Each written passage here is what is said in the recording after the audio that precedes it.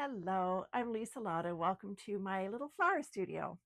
I am in a different place today, but I thought it was kind of fitting because I have a flower story to tell. So the flower story starts with me going to a sale of a person who was retiring from their business and selling all the different pieces.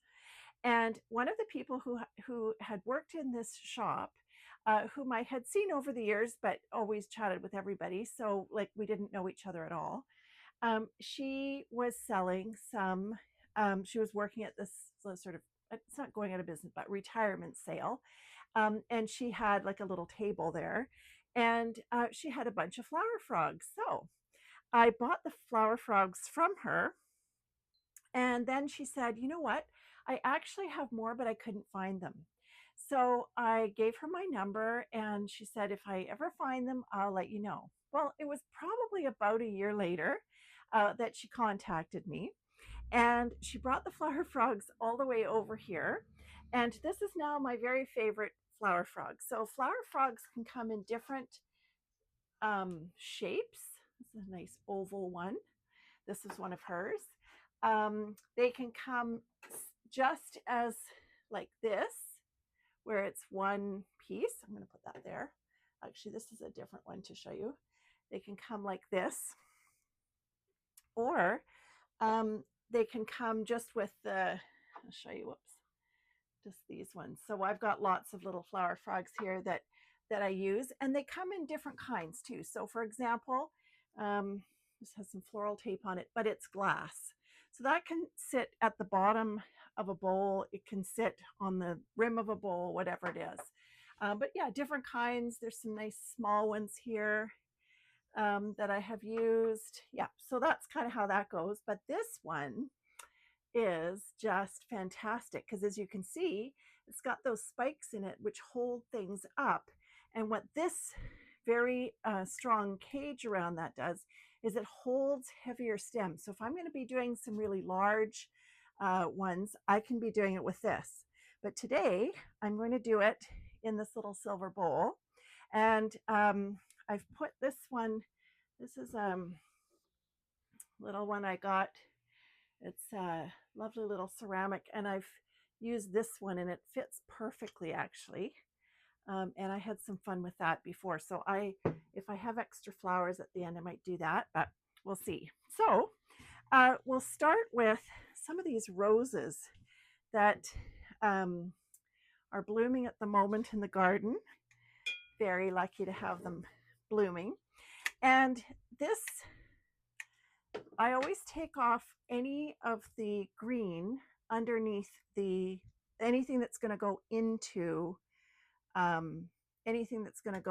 the water there. So generally speaking, one is going to go sort of like 2.5 times or so up and out of whatever the height of your bowl is and the width of your bowl. Am I going to measure it? No. But that's it. Now I'm just going to spike some of these large ones in. These ones are actually from some mock orange that I had in the garden that I've really been enjoying. And then they've gone, as you can see, they've gone to seed. But one of the things that I love about this kind of thing is that one is also looking for seeds, like all kinds of things. So I'm going to show you that in a sec. Now I'm just kind of working around the edge here. And what else? Okay, so I'm going to take these actually out and lie them down here so that I can have kind of a sense as to what I'm working with here. So these little berries I have grown from seed, and they've been a lovely addition to the garden in lots of ways. They come in different colors.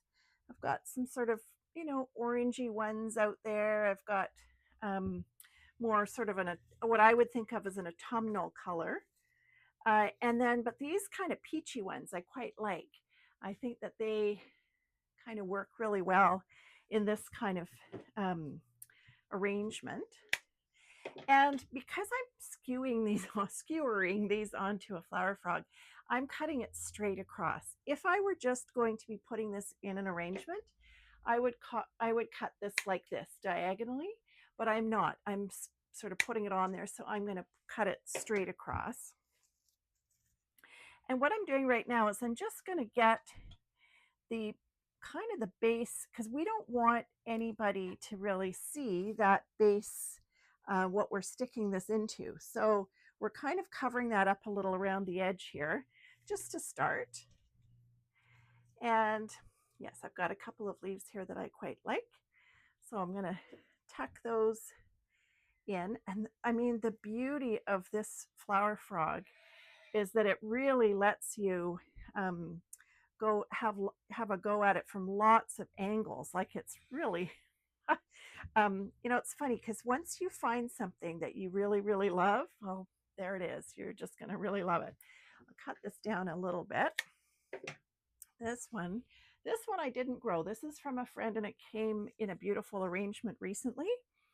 And I'm just going to, the other things in the bouquet have finished, but I want to use this. That's one of the lovely, lovely gifts of a friend. And the other part about this is that, can you see how I'm leaving these two leaves on? Because if I cut this closely like this, I will be able to use that to kind of cover up some of this edge. And I'll just tuck her in here. And whoops, right in there. Now, I haven't put any, you could put like a putty or something in there to keep it absolutely solid, but I haven't done that. Okay, so I'm going to take some of these sweet peas. The sweet peas are just, aren't they just fantastic at the moment? Like, this is the top, so it's gone all the way up, and I just love all these curly bits. So here's one that's in full bloom, one that is coming out soon, and then some other ones. Now, I don't know that these other ones will bloom on here, but they might. But really, it just looks so lovely. And I'm going to leave it exactly as it is in here and tuck it in like that. And then it already has all that magic of the curly Q there. I'm sure it's called something else, but that's what I'm calling it. There we go. I can see this is starting to take shape nicely. And with the orange, I'm going to go for sort of these kind of colors, because I think that that works really well with these berries. And I'll start tucking some of these in. And this one, in the wind, some of the vine, so sweet peas grow on a vine. And sometimes the wind, if you haven't tied it up properly, it'll push it over. And if I haven't noticed or haven't had time, or I've like run out of time, they will grow kind of at an angle, and sometimes even more dramatically than that. And it actually kind of works for me, because I kind of like the kind of craziness of it. There we go. Here's another one. This one must have been tied up nicely because it's all nice and straight. And I had one here that was all the way around. Yes, here it is. See what I mean? Kind of on an angle there, but it actually works for this kind of an arrangement. And I actually like it more, to be honest. I don't like everything to be straight. I don't think it's as interesting. There we go. Now we're going to tuck that in just a little lower. But because of the angle, it will come down like that. Maybe it's too far down. There we go. And I've got some other lovely seed heads here. So, whoops, little, and the same thing. You see how this has a nice green leaf to it? So if I go down low with it, it will help me cover up that edge. And I think I'll do that. Now, this is, as you can see, a round bowl. And so I'm going to play with that. I'm going to let it let it be. So it's going to go on the center of a table. And yeah, if I were doing one-sided, I mean, I could of course still do that with the round bowl, but I'm just kind of playing up that shape. These ones I've just started growing last year. Yeah, last year. And I just am completely in love with them. I think they are really, really fabulous. Corn cockle is its familiar name there. And they grow like this. So this one is fully in bloom. This one is finished, as you can see. But if I take off the spent petal there, I still get this beautiful shape. This one is just unfurling, and this one is not quite ready yet. So I'm actually going to put that one right in the middle. I just think it's magic. Okay, and then something else that I don't know if it fits in this one, but these ones are a Canterbury Bell. It's not the right pink. I think I'll use it in the other one. And I just started them. I've grown them from seed this year for the very first time. These ones I worked with for my daughter's wedding last year from another grower because we were in Nova Scotia. And and somebody here that I had bought some from here, and they last so long in the vase. They look delicate, but they are not wimpy. Love that. Now I've got a lovely little snapdragon here. It's a little long there. Tuck her in. Just got one to play with. And then kind of a same colorway in a way, like it's same color value maybe, but different color, of course. More pink, less orange. But I think it still works because it's got some yellow in it. And what else have I got? I can't remember the name of this one, but it's an absolute favorite. I think she's absolutely beautiful, and she volunteered to be in this garden. And we love a volunteer around here. And so, yeah, so you are welcome to the party. We're so happy you're here. And this is from my friend from that other bouquet. Don't know the name, so I'll have to find out. Anyway, so beautiful.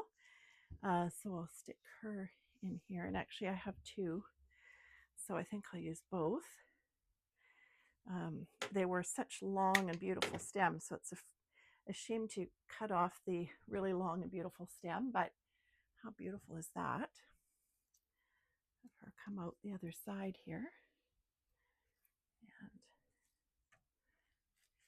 in we go. Lovely thing about this kind of flower frog is that it just, you can feel when it's attached to that little, the prickly bit that comes up. And then it's also within that other thing. So you can put heavier, I could do this in the fall when I have sort of heavier things that I'm using. This was also in that bouquet. And yes, I think I will put it in. Thought maybe it might be too big, but I don't think it is. There. So beautiful, right? It also allows you, with this kind of flower frog, it allows you to have flowers kind of have their own moment. Have flowers have their own little spots. So it's not like one clump. It's something that you can sort of see from different angles. Put her down here. No, let's see. Right in here. Might have to switch that up. Okay, and then, I've got another one. It is really nice to use odd numbers of things. So if you have, 1, 3, 5 blooms, great. It just kind of is more interesting for the eye. And I was thinking about, when I was thinking of doing this, I was thinking how it's kind of funny because a lot of times I have seen, like, in big like world events where leaders get together and stuff, and there'll be like a beautiful bouquet in the middle of the table. And I just think it's what you're giving people to focus on. And maybe these flowers at these important world events are giving the negotiators and the people who are there, who are having difficult conversations, maybe it's giving them a little moment of peace just to see something like this and then look up. And that's the same for our albeit less riding on it kinds of dinners together. um, it's still that sense of you're giving people something to look at in the middle of the table. So when you're thinking about that, you can also be thinking about, well, I'm going to use, some of these seed pods. Some of these things don't have to be all, well, that's not a seed pod necessarily. I don't think of it that way, but things don't have to be necessarily all blooms. In fact, I actually think it's more interesting if they're not. I actually think a mixture of different things. This is one of my scabiosa, and it has gone to seed, as you can see. And so I'm kind of tucking them in as little surprises that you might not otherwise see. But when you're sitting at the dinner table, you will. You will have a chance to see that because you'll be looking at it for a while. Now, here's a trick, and I can't do it to show you on this because I'm using my phone to film this, but the very best way to see if you have essentially a hole, like if I'm turning this around, I can see I've got a bit of a hole here, and you can see it probably from that angle. But what I do is I take a few just pictures, just get it like focused. It doesn't have to be fancy or anything. And at different angles, and then I just look at the picture, and then it right away it shows me where is the hole, where's the not enough color, whatever it is. It always shows me. It's just kind of amazing that way. Oh, I guess this is broken. That's too bad. Okay, I'll use it in a different thing. And then I've got some of a smaller Canterbury bell, and I've had her in my garden for many years. I just love, comes in kind of a periwinkle color as well. Absolutely love it. And maybe I'll put a few, oh yes, I had some nasturtiums in different colors. Let's see. So I thought those colors would work nicely. And it's funny because I have kind of this relationship with nasturtiums where I think sometimes they're just too much. And then other times when they're with something that is just right, they're like, oh, that's perfect. You're perfect there, that perfect color. And of course, they come in lots of different colors. Lots of people love them because they're also edible. And so they have lots of uses. They also have some really good leaves. And if you don't wait for them to, this one was out of water for a minute, so that's why she's not as stiff as the other ones for the leaf. Maybe did I already put the leaf in? No. Anyway, so I don't know where the other leaf went, but usually they're sort of more flat. But if you wait for them not to, or like they can get quite big, like they can get really big, but I don't want them too big when I'm doing the flower arranging. So I try and pick them when they're younger, like that. So there we go. And this will work in here. Add a little height, add a little interest. So how are we doing? This little one is kind of falling down, isn't she? Let's see.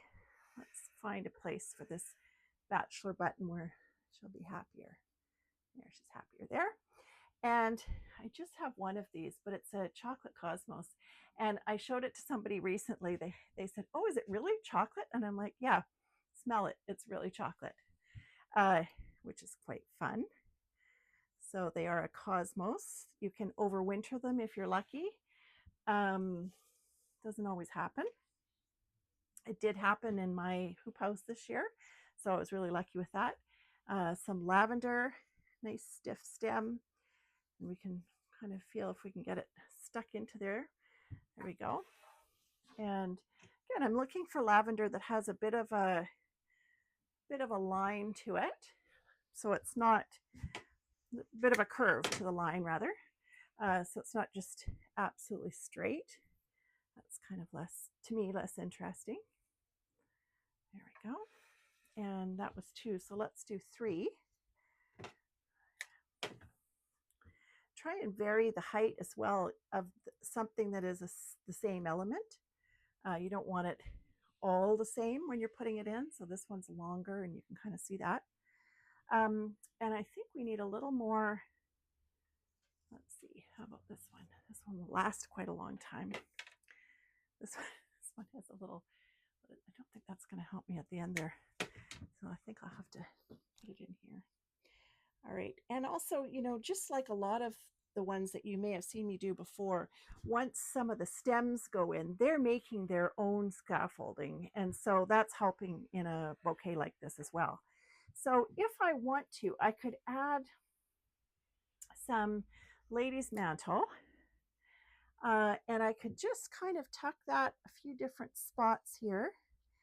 And let's see what that can kind of, I find stuff like that kind of can fill in a little bit without taking over or without competing. She's just a nice kind of there, but it's airy, like it's still not competing with all the other elements. So we're still not, yeah, so that's good. Now I put 2 in, let's put 3 in. Again, this was a nice angle. It's not straight, but anyway, that's fine. She kind of works that way. Let's see, what do we need? It's too bad this isn't live and you could just tell me right away what we need. Here we go. I'll put it in here. There we go. Good. Well, I think that's about it.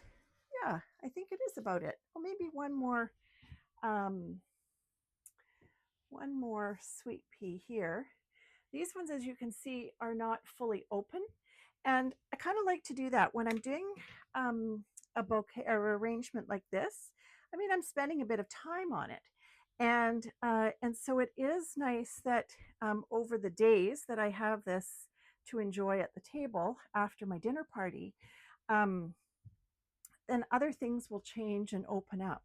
And if something, is finished or something, well, then I can just pull that out, and something which is starting to open will take up that space, and it gives me a little more time with an arrangement. And the other thing I wanted to say too is, you'll notice, of course, that I put a lot of flowers in, and the vase itself is actually not that big, and so remember to put lots of water in, like redo the water, check on it twice a day, see how, like, if it's really warm where you are, they'll want to drink more. The drink seems to be that they drink more at the beginning when they've just been arranged, although these flowers have all conditioned, which means that I have picked them earlier on the day before I'm doing this, and let them kind of fully hydrate and stuff. And then some of these ones I've pulled from another vase, so they've already been in water. But yeah, so that's the fun of it. And it just is, to end the story, it's so lovely when somebody says, hey, you know what, if I ever find those flower frogs, I'll give you a call or I'll text you or whatever. And that somebody would actually do that a year later. And she came to drop them off, and she had driven quite far. And so I said, oh, please, when you come, let's find a time that we could have a cup of tea together. And we did, and we realized we had lots in common. And so I think that safe to say I've made a new friend. And it's just a sort of serendipity, just something, because you're open in the world to that. And it certainly says a lot about who the person is in terms of, her kindness and so on. And yeah, and so I just think that is a huge part of living a creative life, is making room for those sort of serendipitous moments, and yeah, just being open to that when they come along, and yeah, and being grateful. I think that's a big part of it. I think that's actually a really big part of it. So anyway, these are, well, actually, I just learned that these flower frogs, I mean, I bought them from her, but they had been her mom. So it kind of has this extra special thing as I'm playing with these different flower frogs, yeah, that I think of this woman that, you know, I won't meet, but I certainly honor with cherishing what I hope she also had fun with. So thank you so much for watching today. I hope you have a wonderful day, and I wish you peace on your path.